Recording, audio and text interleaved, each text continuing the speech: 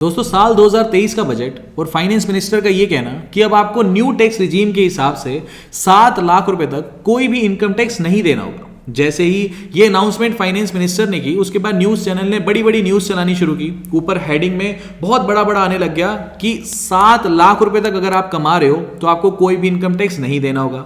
लेकिन उसके नीचे एक स्लैब चला रखी है कि अगर आप 0 से लेके 3 लाख रुपए कमा रहे हो तो आपको 0 इनकम टैक्स, लेकिन अगर आप 3 लाख से 6 लाख रुपए कमा रहे हो तो आपको 5% का इनकम टैक्स देना होगा। ये तो एक बहुत बड़ी कंफ्यूजन क्रिएट होगी मेरे जैसे इंसान के दिमाग में कि चल क्या रहा है। जब फाइनेंस मिनिस्टर कह रही है कि 7 लाख रुपए तक आपको कोई इनकम टैक्स देना ही नहीं है, तो फिर आप ये क्यों दिखा रहे हो कि अगर आप 3 लाख से 6 लाख कमा रहे हो तो आपको 5% इनकम टैक्स देना होगा। सारी चीजें बिल्कुल आसान भाषा में, जैसे बोलते हैं ना गांव में एक चबूतरे के ऊपर बैठ के लोग बात करते हैं ना, उस भाषा में मैं आपको आखिरी तक ओल्ड टैक्स रिजीम क्या है, न्यू टैक्स रिजीम क्या है, एक एक चीज बिल्कुल आसान भाषा में समझाऊंगा। अब यहां पर हमें जो लेफ्ट साइड में दिखाई दे रहा है ये हमारी ओल्ड टैक्स रिजीम, और जो राइट साइड में दिखाई दे रहा है ये हमारी न्यू टैक्स रिजीम। अब ये जो न्यू टैक्स रिजीम है, ये फाइनेंस मिनिस्ट्री ने इसमें ये कहा है कि 7 लाख रुपए तक अगर कोई भी इंडियन कमा रहा है तो उसे 1 रुपए का भी इनकम टैक्स सरकार को देने की जरूरत नहीं है। 7 लाख कह लो या 7.5 लाख कह लो, वो मैं सारी कहानी बाद में समझाऊंगा।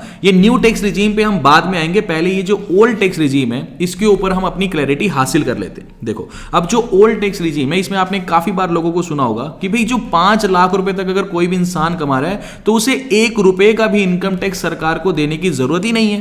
लेकिन नीचे तो लिखा हुआ है कि 2.5 लाख से 5 लाख अगर कोई कमा रहा है तो उसे 5% का टैक्स देना है। तो इसका क्या मतलब है? देखो, सिंपल सी बात यह है, अगर कोई इंसान कमा रहा है 4,99,999 रुपए, तब तो उसे 1 रुपए का भी इनकम टैक्स सरकार को नहीं देना। लेकिन अगर आपकी कमाई 5 लाख से 1 रुपया भी ऊपर चली जाती है ना, तो ये पूरी कहानी भूल जाओ कि 5 लाख तक टैक्स फ्री है। फिर आपको टैक्स इस स्लैब के हिसाब से देना पड़ेगा अगर 5 लाख से 1 रुपया भी अगर आपकी कमाई ऊपर चली जाती है तो। अब यहां पर ये जो ओल्ड टैक्स रिजीम है ना, इसका फिर बेनिफिट पता है क्या है? यहां पे आपको सेक्शन 80C, सेक्शन 80D और एक स्टैंडर्ड डिडक्शन होती है 50,000 रुपए की। ये सारी चीजें आपको मिल जाती है। खैर, स्टैंडर्ड डिडक्शन तो यहां पे भी मिल रही है, लेकिन 80C 80D के आपको बेनिफिट्स मिल जाते हैं। ये सारी कहानी भी हम बाद में समझेंगे। पहले एक बार जो मैं आपको एग्जांपल लेके समझा रहा हूं उसमें मैं एक भी डिडक्शन क्लेम नहीं करूंगा, ना 80C में ना ही 80D के तहत। पहले बिना डिडक्शन क्लेम किए आपको सारी कहानी समझाता हूं, उसके बाद बताऊंगा कि 80C 80D के अंदर कैसे हम डिडक्शन क्लेम करते थे। तो यहां पे एक बार के लिए उदाहरण लेके चलते हैं कि मान लो मेरी जो सैलरी है वो है जी 10 लाख रुपए, ठीक है। मान लो 10 लाख में भी मान लो 9,99,999 रुपए। मैं एक भी अभी क्लेम नहीं ले रहा, क्लेम हम बाद में लेंगे 80C 80D के अंदर। मान लो कोई भी क्लेम नहीं लिया, तब मेरा टैक्स कैसे बनेगा? तो इसको चलो तोड़ लेते हैं। शुरू के 2.5 लाख रुपए हो गए जी, 2.5 लाख से लेकर के अगले 2.5 लाख, यानी अगली स्लैब कहां तक है? 5 लाख तक है ना। तो ये हो गए अगले 2.5 लाख रुपए, और फिर 5 से लेकर के 10 लाख तक, ठीक है। अब टैक्स कैसे बनेगा? देखो, शुरू के जो 2.5 लाख है ये तो मेरे को इस पे तो 1 रुपए का भी इनकम टैक्स नहीं देना, तो यहां पे तो मेरा टैक्स हो गया 0। और मेरी जो अगली कमाई है यानी 2.5 लाख से 5 लाख रुपए की, इस 2.5 लाख रुपए के ऊपर मुझे 5% टैक्स देना है। यानी इस 2.5 लाख रुपए के ऊपर मुझे 5% टैक्स देना है, यानी मेरा इनकम टैक्स बनेगा 12,500 रुपए। और अगले जो 5 लाख रुपए हैं, यानी 5 लाख से 10 लाख रुपए के ये जो मेरे 5 लाख है, इस पे मुझे 20% का टैक्स देना है। यानी 5 लाख का 20% हो गया 1 लाख रुपए, यानी मेरा इनकम टैक्स बनेगा 1,12,500 रुपए। ठीक है जी, बहुत अच्छी बात है। अब इसके बाद एक एग्जांपल अगर मैं और लेके चलूं कि मान लो मेरी इस बार जो कमाई है, लेट सपोज करो कि अब मेरी कमाई बढ़ के चली गई है 11 लाख रुपए के ऊपर, ठीक है जी। अब इसको फिर तोड़ लो। यहां पे शुरू के जो 2.5 लाख रुपए हो गए, फिर 2.5 लाख से 5 लाख रुपए हो गए, फिर 5 लाख से 10 लाख हो गए, और 10 लाख से 11 लाख हो गए। अब बड़ी इंटरेस्टिंग कहानी होगी। शुरू के जो 2.5 लाख रुपए हैं इसके ऊपर तो मुझे 1 रुपए का भी टैक्स नहीं देना, 0 टैक्स हो गया। अगले जो 2.5 लाख है, यानी ये जो 2.5 लाख है, ये जो गैप है 2.5 लाख का, इस पे मुझे 5% देना, यानी 2.5 लाख का 5% हो गए 12,500 रुपए। ठीक है जी, समझ आ गया। अब अगले जो 5 लाख से 10 लाख है, इस पे मुझे 20% का टैक्स देना है, यानी ये जो 5 लाख है इस पे मुझे 20% का टैक्स देना है, यानी 1 लाख रुपए का टैक्स हो गया। यानी 5 लाख का 20% 1 लाख हो गया।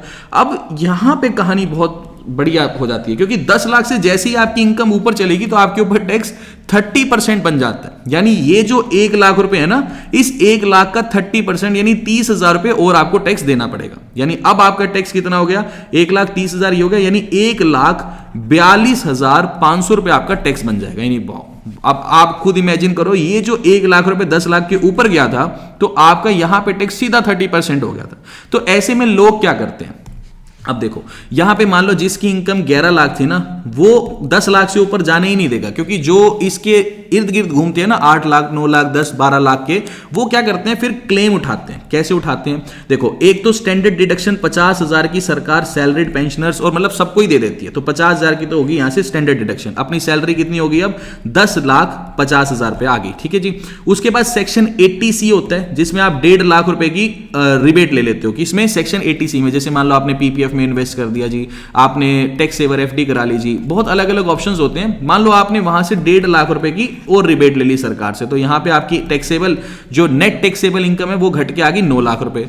मान लो उसके अलावा आपने सेक्शन 80D के तहत कोई एक तरह से इंश्योरेंस ले लिया अपना, अपने बच्चों का, अपने पेरेंट्स का, 50,000 रुपए आपने यहां से बचा लिया, तो आपकी नेट टैक्सेबल इनकम घट के कितनी आ गई 8.5 लाख रुपए के ऊपर। यानी अब आप देखो, अब आप पहले 11 लाख पे अगर मान लो जब आप हमने ये कैलकुलेट किया कि मेरी इनकम 11 लाख है, तो मेरा टैक्स बन रहा था 1,42,500 रुपए, ठीक है जी। लेकिन मैंने ये रिबेट ले लेकर के अपनी नेट टैक्सेबल इनकम दिखा दी 8.5 लाख रुपए। अब देख लेते हैं मेरा टैक्स कितना बना। शुरू के 2.5 लाख रुपए पे 0, फिर यहां से 2.5 से 5 की स्लैब हो गई, फिर 5 से ये 10 वाली स्लैब होगी, यानी 10 पे मतलब हाँ ठीक है 10 की होगी, यानी 8.5 लाख की इनकम है।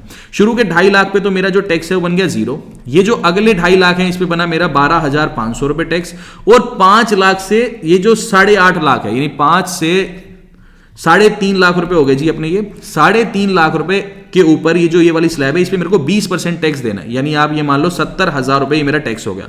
यानी अब आप अपना टैक्स कैलकुलेट करोगे तो 82,500 रुपए टैक्स बनेगा। यानी 11 लाख रुपए जो इंसान कमा रहा था, जहां पे उसका टैक्स बन रहा था 1,42,500 रुपए, उसने रिबेट ले लेके अपनी नेट टैक्सेबल इनकम कर दी 8.5 लाख रुपए, और अपना टैक्स उसने बना लिया 82,500 रुपए।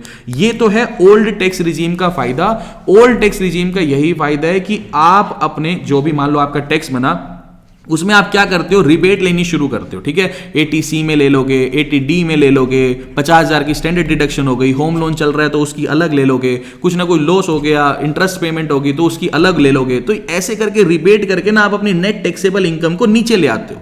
इसी वजह से जो ये तो न्यू टैक्स रिजीम 2023 की आई, ठीक है। इससे पिछले साल भी तो सरकार लाई थी, वो किसी ने अडॉप्ट ही नहीं की, इसीलिए नहीं की क्योंकि यहां पे रिबेट्स मिलती हैं। अब आते हैं हम न्यू टैक्स रिजीम पे, ठीक है। न्यू टैक्स रिजीम जो 2023 में फाइनेंस मिनिस्ट्री ने कहा कि 7 लाख रुपए तक अगर कोई भी इंसान, कोई भी इंडियन कमा रहा है तो उसे 1 रुपए का भी इनकम टैक्स सरकार को नहीं देना।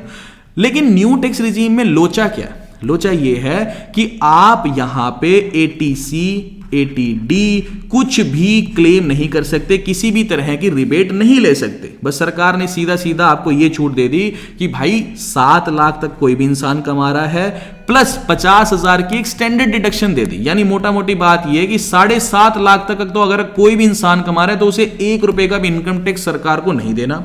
लेकिन अगर आपकी कमाई 7.5 लाख रुपए प्लस 1 रुपया भी ऊपर चली गई तो इस पूरी कहानी को आप भूल जाओ, आपको इस टैक्स स्लैब के हिसाब से टैक्स देना होगा। अब इसे भी हम एक एग्जांपल के साथ समझते हैं। मान लो अब किसी इंसान की जो कमाई है वो है 9 लाख रुपए। अब क्योंकि 7.5 लाख से ऊपर कमाई जा चुकी है तो वो फ्री वाला तो सिस्टम खत्म ही हो गया। तो अब इसे कितना टैक्स देना होगा, इसे अलग अलग पार्ट्स में ब्रेक कर लेते हैं। यानी शुरू के 3 लाख हो गए, फिर अगली स्लैब है 3 लाख से 6 लाख रुपए वाली, और फिर अगली स्लैब है 6 लाख से 9 लाख रुपए वाली, ठीक है जी। अब यहां पे शुरू के 3 लाख रुपए के ऊपर तो उसे कोई भी टैक्स नहीं देना, यहां पे सरकार ने कहा नील इनकम टैक्स है। फिर 6 से 9 लाख वाली जो स्लैब है, यानी ये जो 3 लाख रुपए है इसके ऊपर 5% टैक्स देना है, यानी 3 लाख का 5% हो गया जी अपना 15,000 रुपए। उसके बाद ये जो 6 से 9 लाख वाली स्लैब है, यानी ये जो 3 लाख रुपए है इसके ऊपर मुझे 10% का टैक्स देना है, यानी 3 लाख का 10% हो गया जी 30,000 रुपए। यानी मेरे को अब टोटल टैक्स कितना देना पड़ेगा, 45,000 रुपए देना पड़ेगा। तो ये सिंपल सा फंडा है। अब इसका एक और कहो तो एग्जांपल ले लेते हैं। देखो अगर मान लो कोई इंसान इस बार कमाता है जी 12 लाख रुपए, अब क्योंकि 7.5 लाख से ऊपर जा चुकी है कमाई तो इसे फिर स्लैब में तोड़ लो। शुरू के 3 लाख हो गए, फिर 3 से 6 लाख हो गए, फिर 6 से हो गए जी 9 लाख रुपए, और 9 से हो गए जी 12 लाख रुपए। शुरू के 3 लाख पे 0 टैक्स, फिर ये जो अगले 3 लाख रुपए है ना इस पे 5% देना है, यानी मुझे 15,000 रुपए टैक्स देना है। फिर ये जो 6 से 9 लाख है इस पे 10%, यानी इस 3 लाख पे 10%, तो मेरे को 30,000 रुपए यहां टैक्स देना है। फिर अगले जो अपने ये है ना जी 3 लाख रुपए इस पे देना 15%, यानी 15 दिए 45, यानी आओगे 45,000 रुपये मेरे को ये टैक्स देना है। अब इसको आप जोड़ लो, ये 45 और ये 5, ये हो गए 50, 60 और ये हो गए 90,000 रुपये। तो 90,000 रुपये का मेरा टैक्स बनेगा। तो सिंपल सी ये कैलकुलेशन है जिसका बतंगड़ बना रखा है। उम्मीद करता हूं कि आपको ये सारी चीजें समझ आ गई हैं। यहां पे जो न्यू टैक्स रिजीम है, बस इसमें एक चीज आपको ध्यान रखनी है कि ये ATC ATD का कोई कंसेप्ट ही नहीं है, कोई टैक्स रिबेट नहीं है। सरकार ने सीधा कहा है कि 7.5 लाख ही रिबेट है, इसके ऊपर कोई भी अगर चला गया, जिसकी भी इनकम चली गई तो वो आजो जी, उनसे हम मोटा टैक्स वसूल करेंगे। लेकिन अगर किसी की इनकम 7.5 लाख रुपए तक है तो उसको ओल्ड टैक्स रिजीम लेने का कोई फायदा नहीं है, क्योंकि भाई आपकी मर्जी है ना, आप PPF में क्यों पैसा डाल रहे हो, आप म्यूचुअल फंड में पैसा डालो, कहीं मर्जी पैसा डालो, आपकी मर्जी, आप क्यों सेक्शन 80C के चक्रों में पड़ोगे। तो वो चीज है, अगर मान लो किसी की भी इनकम जो है 7.5 लाख तक, तो वो न्यू टैक्स रिजीम को ऑप्ट कर सकते हैं। तो ये छोटा सा एनालिसिस था अभी के लिए। This is the end of the video. Thanks for listening and thank you all.